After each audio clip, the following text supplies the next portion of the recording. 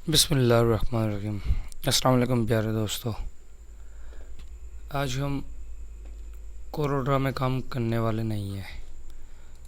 थोड़ा सा टच लेंगे कोरोड्रा का, मगर आज हम 3D की तरफ जाएंगे। जैसा कि ये आप देख रहे हैं, अल्हम्दुलिल्लाह मैंने लिख रखा है। इस टाइप का मैंने महसूस किया है कि आपको यूट्यूब के ऊपर बहुत कम ही डाटा मिलता है। अगर आप ऐसा बनाना चाहें तो आपके लिए बहुत मुश्किल है, आप नहीं बना सकते, या मिलता ही बहुत कम है ऐसा कि हम बना सकें। तो इसी चीज़ को मरोज़ ख़तर रखते हुए मैं आज का ट्यूटोरियल बना रहा हूँ, और आज हम एक नए मोड की तरफ जा रहे हैं।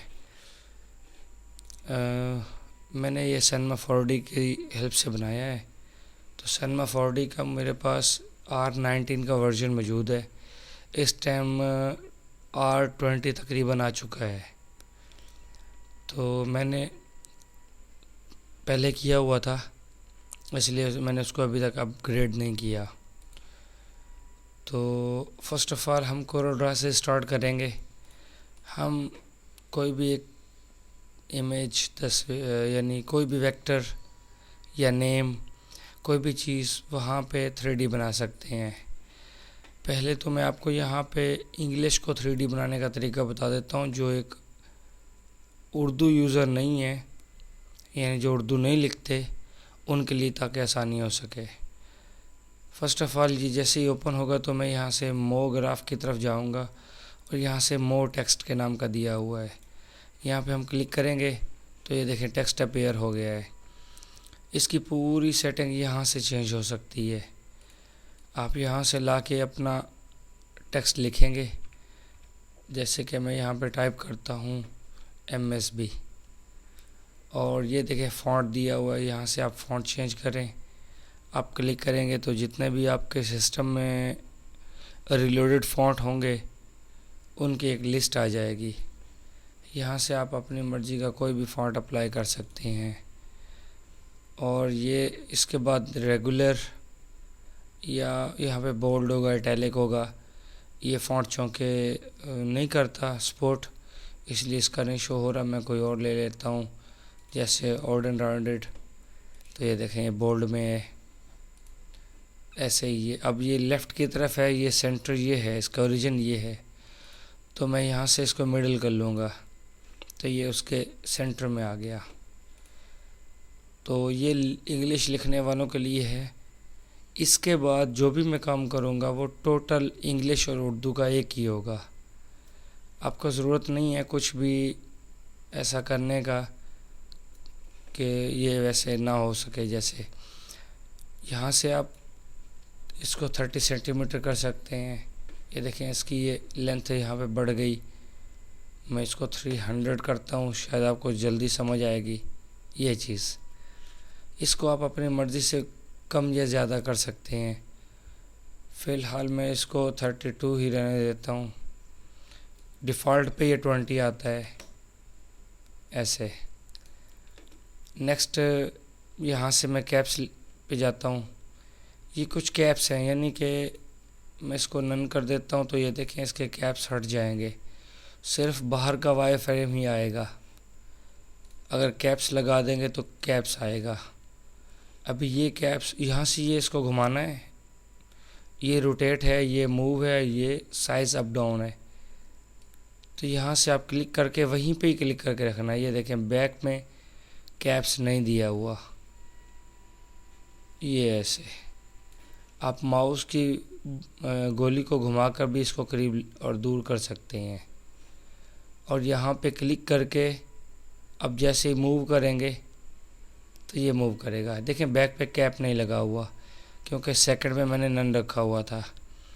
अब यहाँ पे भी कैप लगा दें तो अब देखें अब ये सही है। चलें अब आगे चलते हैं। फर्स्ट यहाँ से क्रिएट मटेरियल पे जाते हैं। ये एक मटेरियल बन गया। इसके ऊपर मैं डबल क्लिक करूँगा, यहाँ कलर पे क्लिक करूँगा। किसी भी कलर पे क्लिक करें और अप्लाई कर दें सेम ऐसे ही। बस मैं फ़िलहाल ये आपको कलर सिंपल कलर अप्लाई करना बता रहा हूँ, और क्लोज़ कर देंगे। ये देखें कलर बन गया। क्लिक करें ड्रैग करके इसके ऊपर क्लिक कर दें। ये देखें जी, ये बन गया। माउस की बॉल को अब अगर आप क्लिक करेंगे तो इसके मुख्तलिफ व्यूज़ सामने आएंगे आपके। जो व्यू आपको चाहिए उसी पे क्लिक कर दें। मैं दोबारा बॉल पे यहाँ पे लाके बॉल पे क्लिक कर दूंगा तो ये आएगा। ये जी समझ आ गया होगा इंग्लिश का। अब चलते हैं उर्दू की तरफ। मैं इसको क्लोज़ कर देता हूँ, क्लोज़ ऑल और नो सेव। अब ये न्यू फाइल है। अब हम चलते हैं ये इस फाइल की तरफ। मैं इसको बनाना चाहता हूँ वहाँ।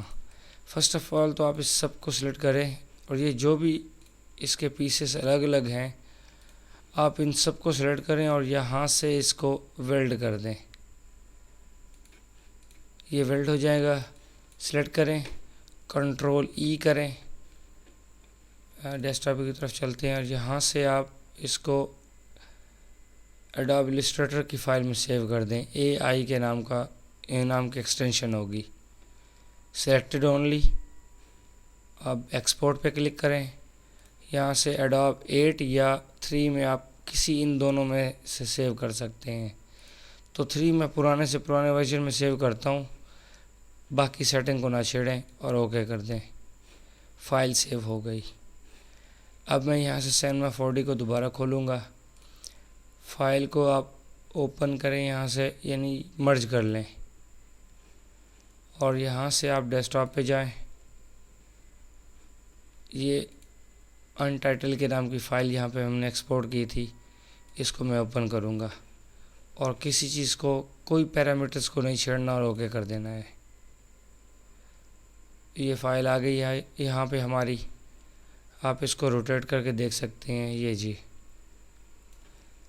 यहाँ पे इंपोर्ट होने के बाद एक प्रॉब्लम है। अभी मैं बहुत सारी चीज़ें आपको बैक वक्त बताऊँगा तो बहुत टेंशन होगी आपको कि ये इतना सारा बता दिया, लेकिन नेक्स्ट ट्यूटोरियल की तरफ जब हम चलेंगे तो इंशाल्लाह बहुत समझ आ चुकी होगी। ये देखें, ये एक एक चीज़ को इसने अलग कर दिया है। जैसे कि मैं इनको अगर हटाता जाता हूँ तो देखते जाएं आप, यहाँ से भी वो रिमूव होते जा रहे हैं। ये देखें ये चीज़। अब टिक मार्क दोबारा लगा लें, लेकिन इस तरह तो बहुत प्रॉब्लम होगा। मुझे चाहिए कि मैं इन सब को एक ही बना लूँ, तो उसके लिए क्या करना है, इसके ऊपर राइट क्लिक करें। यहाँ से ला के आपने इसको करना है सेलेक्ट चिल्ड्रन। ये सिलेक्शन हो गई। फिर दोबारा राइट क्लिक करें, कनेक्ट ऑब्जेक्ट प्लस डिलीट। जो ऑब्जेक्ट हैं वो कनेक्ट कर जाएं, जो उसमें से फालतू हों, वो जो कनेक्ट नहीं हो सकते उनको ये डिलीट कर दे। चलें, ये एक सिंपल मर्ज हो के सिंपल एक फ़ाइल बनी। अब जी हमारा काम तकरीबन इसमें स्टार्ट हो चुका है। अब सेम वही काम करना है मैंने, लेकिन अब उसका तरीका थोड़ा चेंज हो गया है। यहाँ क्लिक करके होल्ड करें आप इस बॉक्स के ऊपर और यहाँ पे ला के आपने ड्रैग करके एक्सट्रूड के ऊपर क्लिक करना है। ये देखें जी एक्सट्रूड आ गया। अब इस फाइल के ऊपर मैं डबल क्लिक करके रीनेम कर देता हूँ।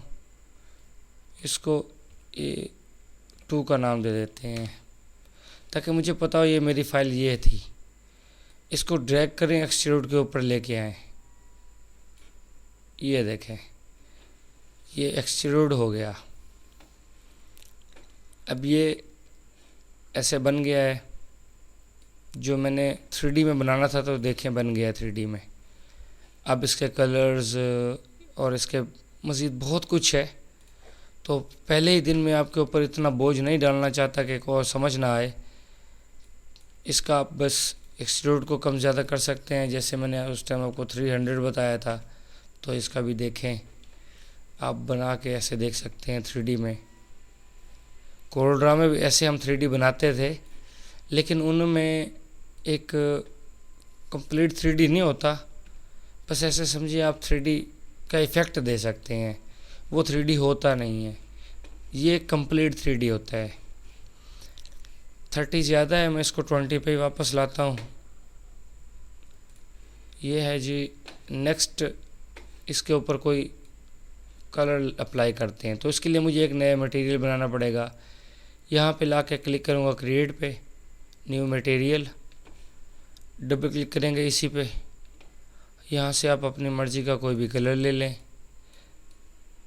ये आप कलर लेंगे, इसको क्लोज कर दें। अब इसको ड्रैग करें, या तो यहाँ पे ड्रैग कर लें या यहाँ पे ला के आप यहाँ पे भी ड्रैग कर सकते हैं, दोनों पे कलर अप्लाई हो जाएगा। सॉरी, कलर यहाँ पे अप्लाई करना है एक्सट्रूड पे, क्योंकि वो तो एम्प्टी पैरामीटर्स थे, एक्सट्रूड को ही हमने कलर देना है। तो ये देखो कितना खूबसूरत बना।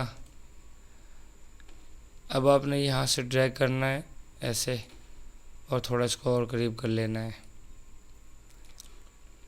नेक्स्ट सेटिंग भी बता देता हूँ।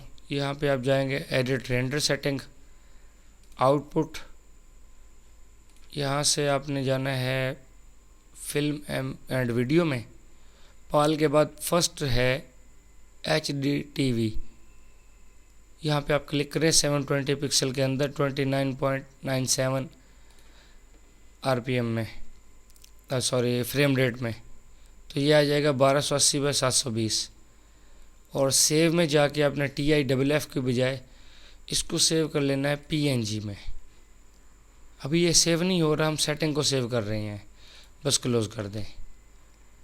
अब ये सेंटर वाला रेंडर है, क्लिक कर देंगे, यहाँ से आपने फिट स्क्रीन कर देना है। ये देखिए कितना खूबसूरत बन गया। थोड़ा सा इसको छोटा कर दें, यहाँ पे क्लिक करके ऊपर की तरफ करेंगे तो ये बड़ा होगा, नीचे करेंगे तो छोटा होगा। और ये मूव है, क्लिक करें और ये मूव करें, ये देखें।